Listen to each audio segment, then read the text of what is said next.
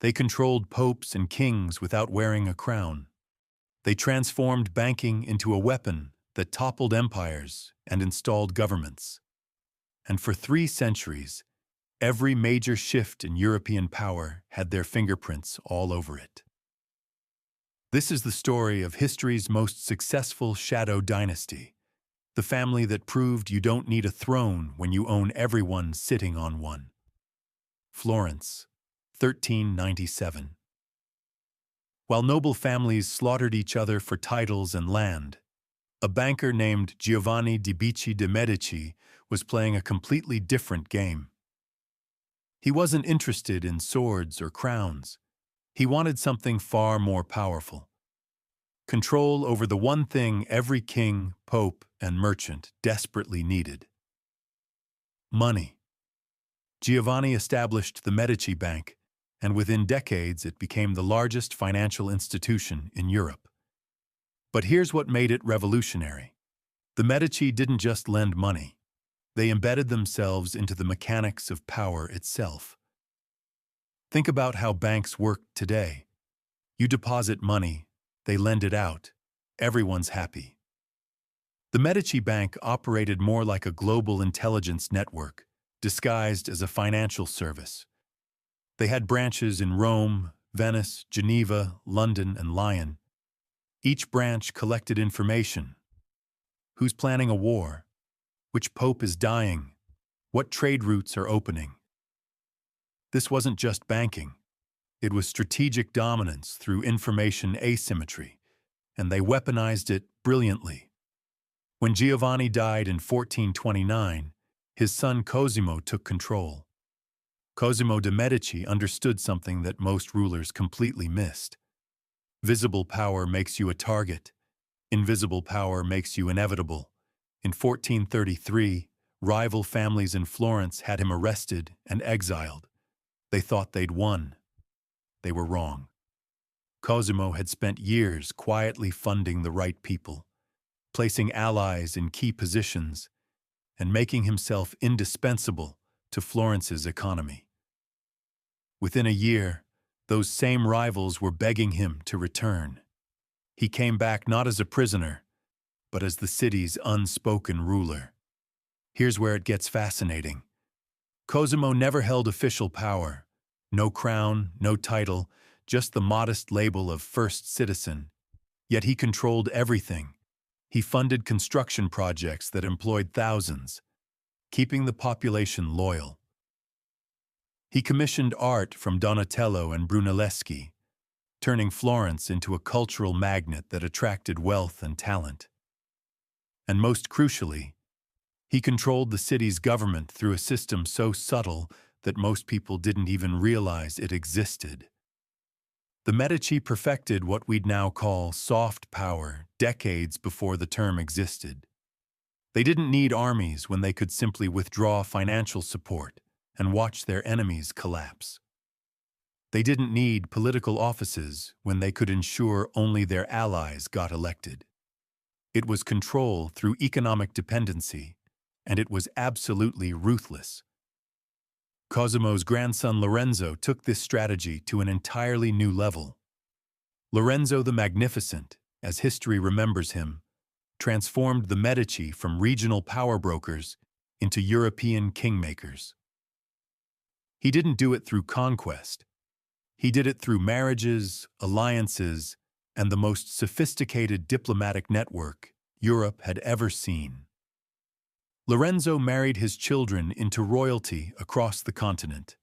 His daughter became Queen of France. His sons became cardinals and popes. Each marriage was a calculated move on a chessboard that spanned nations. But Lorenzo faced a problem his grandfather never did.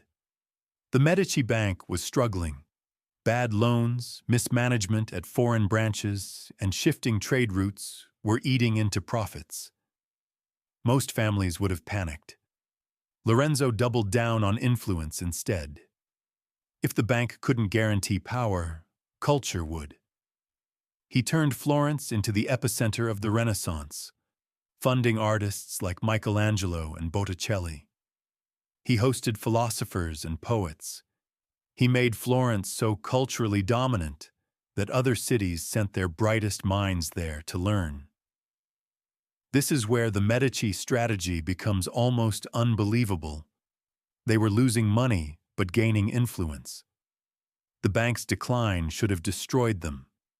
Instead, they became more powerful because they'd shifted from economic control to cultural control. Kings wanted Medici approval. Artists begged for Medici patronage. The family name became synonymous with sophistication and power. They'd transcended mere wealth. Then, in 1492, Lorenzo died. He was only 43. The carefully balanced system he'd built began to crack. His son Piero lacked his father's political instincts. Within 2 years, the Medici were expelled from Florence. Their palaces were looted. Their bank collapsed completely. The dynasty that had ruled for 60 years vanished almost overnight. Most families would have ended there, forgotten footnotes in history books. The Medici were just getting started.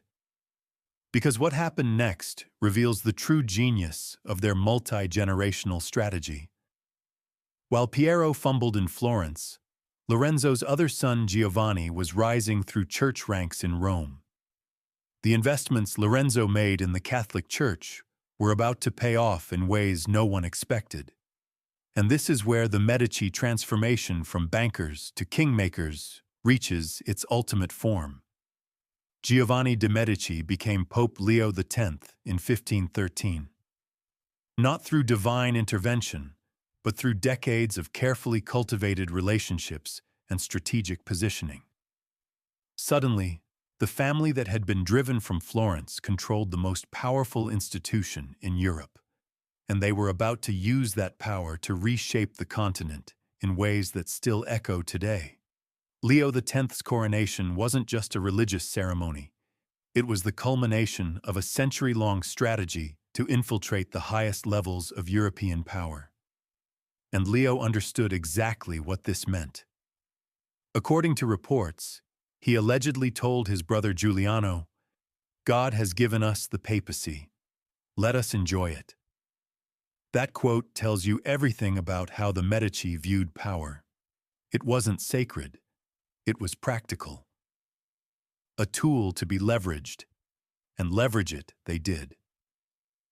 Leo immediately began funneling church wealth back to Florence, financing massive construction projects and essentially buying his family's return to power.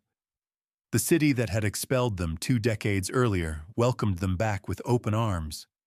Money has that effect. Within months, the Medici were reinstalled as Florence's rulers. But they didn't stop there. Leo created cardinals like other people collect stamps. He appointed 43 new cardinals during his papacy, many of them Medici allies or family members. Each appointment was a strategic placement, extending Medici influence across Europe through the Church's vast network. It was institution capture at a scale that would make modern corporate raiders jealous. The wealth flowing through Rome during Leo's reign was staggering. The papacy controlled vast territories across Italy, collected taxes from every Catholic region in Europe, and held financial instruments that made the old Medici bank look quaint. Leo spent it faster than it came in. Art, architecture, lavish ceremonies. He commissioned Raphael to paint the Vatican. He began the reconstruction of St. Peter's Basilica. The cultural investment strategy Lorenzo pioneered became Leo's operating manual, except now it had the Catholic Church's treasury behind it. But here's what most people miss about this period. Leo wasn't just spending recklessly. He was building something unprecedented. A family that controlled both secular and religious power simultaneously. His cousin Giulio became Pope Clement VII after Leo's death, another Medici on the papal throne. The probability of this happening by chance is essentially zero. They'd hacked the system. The Church's celibacy rules meant popes couldn't officially pass power to their children. So the Medici worked around it. creating a rotation of family members through the papacy. Cousins, nephews, carefully groomed relatives. Each one extended the dynasty's influence while appearing to follow church law. It was brilliant and utterly cynical. Clement VII's reign proved more turbulent than Leo's. He faced the Protestant Reformation, the sack of Rome, and shifting political alliances that would have destroyed lesser families. Yet the Medici survived. Why? Because they'd diversified power sources so thoroughly that losing one didn't collapse the entire structure. When the papacy weakened, Florence remained. When Florence struggled, church influence compensated. They'd built redundancy into their empire. This is where the Medici story reveals its most important lesson.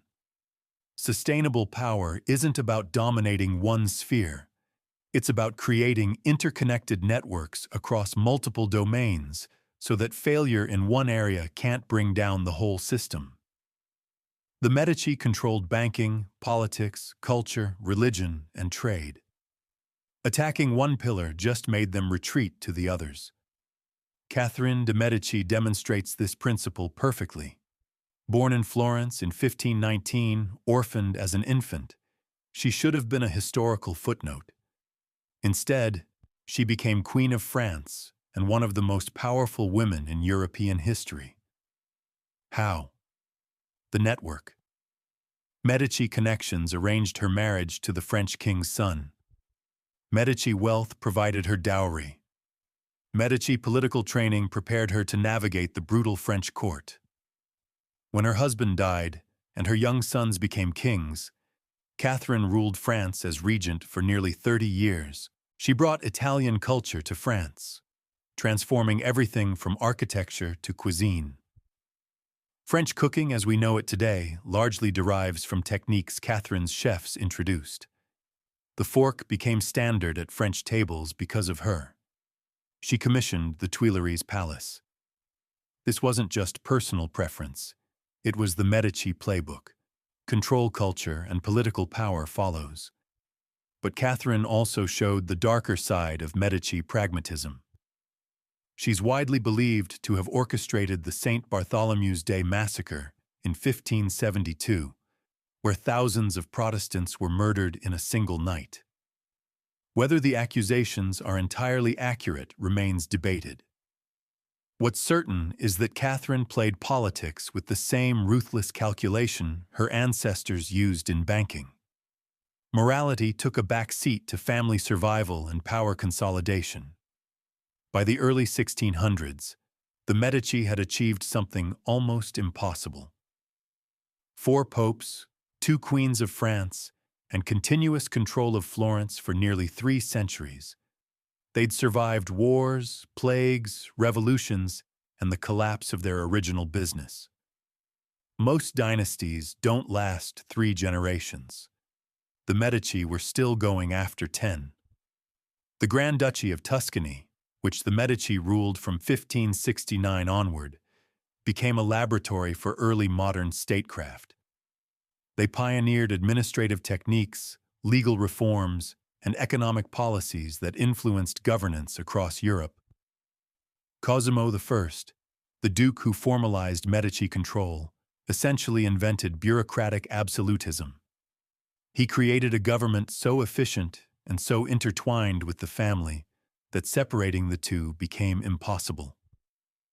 Their art collections, now housed in the Uffizi Gallery, weren't just beautiful objects. They were power statements.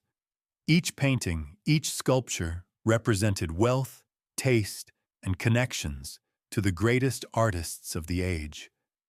When foreign dignitaries visited Florence, they didn't just see art, they saw tangible proof of Medici supremacy. Culture as intimidation. It's a tactic modern institutions still deploy. The family's final act would prove just as calculated as their rise, revealing how even dynasty endings can be weaponized for legacy. The end came in 1737, when the last Medici ruler, Gian Gastone, died without an heir. But even in death, the family controlled the narrative. Anna Maria Luisa de' Medici, the last surviving family member, made a deal that would cement their legacy forever. She negotiated the patto di famiglia, the family pact, with the incoming rulers. The terms were simple but brilliant. The new government could have Florence. They could have political control. But every single artwork, every sculpture, every manuscript, every piece of the Medici collection had to remain in Florence. Forever. It couldn't be sold, moved, or divided. The city would become a permanent museum of Medici greatness. Think about the calculated genius of that move. Most dynasties fade into obscurity when their power ends. The Medici ensured that centuries later, millions of people would still walk through their palaces, admire their art, and speak their name with reverence. They turned their ending into eternal advertising. Today, Florence attracts over 16 million tourists annually. The Uffizi Gallery alone sees 2 million visitors. People stand in line for hours to see what the Medici collected. Every ticket sold, every guidebook purchased, every hotel room booked exists because of decisions made by this family 600 years ago. That's not just legacy. That's immortality through infrastructure. Modern analysts estimate that if the Medici fortune existed today, adjusted for inflation and compounding, it would rival the largest sovereign wealth funds. But raw numbers miss the point. The Medici didn't just accumulate money. They built a system where power regenerated across generations regardless of individual competence.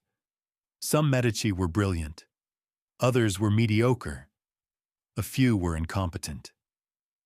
The family survived them all because the structure mattered more than the person. Compare that to modern tech billionaires whose fortunes often dissipate within 2 generations. Or political dynasties that collapse when the charismatic founder dies. The Medici created something self-sustaining. Their banks could fail because they controlled culture. Their political enemies could win battles because they controlled the church. Any single failure became survivable because they diversified power itself. There's a darker lesson here too.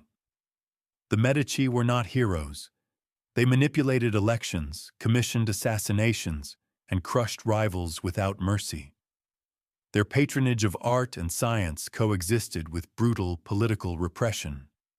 Michelangelo created the David while Medici enforcers murdered competitors in the streets. Both were tools serving the same goal. This raises an uncomfortable question. Does building something that lasts require moral compromise? The Medici would probably say yes. Every major decision they made prioritized family survival over individual ethics. When faced with choices between doing good and maintaining power, they chose power every single time. Yet we celebrate them. Museums bear their name.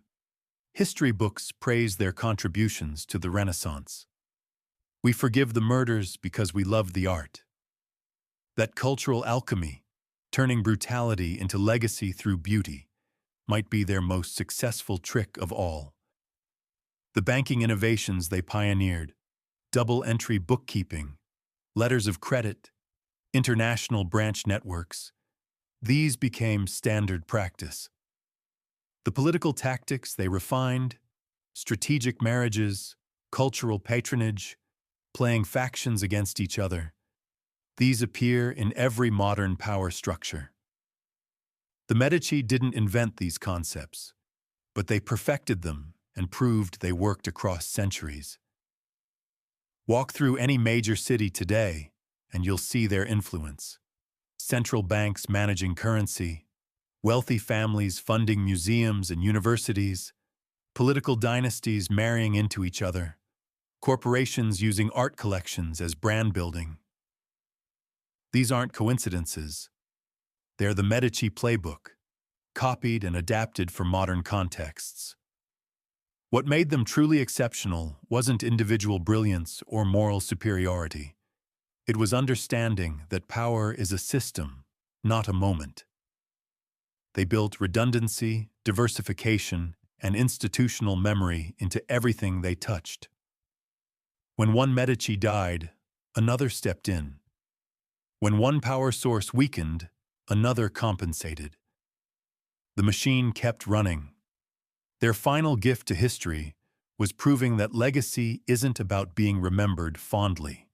It's about being remembered at all. The Medici embedded themselves so deeply into Western culture that removing them would require erasing the Renaissance itself. Every time someone visits Florence, studies Leonardo's notebooks, or uses a modern bank, they're interacting with Medici infrastructure, from a small provincial family to architects of the modern world, from moneylenders to kingmakers, from Florence to the Vatican to the throne of France. The Medici transformed power from something you seize into something you build. And 600 years later, we're still living in the world they constructed. That's not just wealth. That's what happens when you understand that true power isn't measured in gold, but in the permanence of the systems you create. The ultimate irony?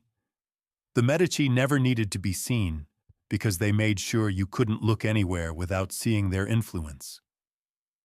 Modern billionaires chase Forbes rankings and Twitter followers, desperate for recognition. The Medici understood something deeper. Visibility invites opposition. Infrastructure survives revolutions. They didn't just want to be powerful. They wanted to be inescapable. Every central bank traces its lineage to their innovations. Every art museum operates on principles they established. Every political dynasty studies their marriage strategies. The soft power doctrine that shapes modern geopolitics? The Medici were running that playbook when kings still thought swords determined everything. They proved the most dangerous form of control isn't the kind you can see. It's the kind that becomes so embedded in how systems function that removing it would collapse everything. You don't fight that. You don't even recognize it as control. You just accept it as how the world works. 3 centuries of dominance, 4 popes, 2 queens, countless kings in their debt, and a legacy so thoroughly woven into Western civilization that we can't separate their contributions from our cultural foundation. That's not just winning. That's rewriting the rules so thoroughly that everyone else plays your game without realizing it.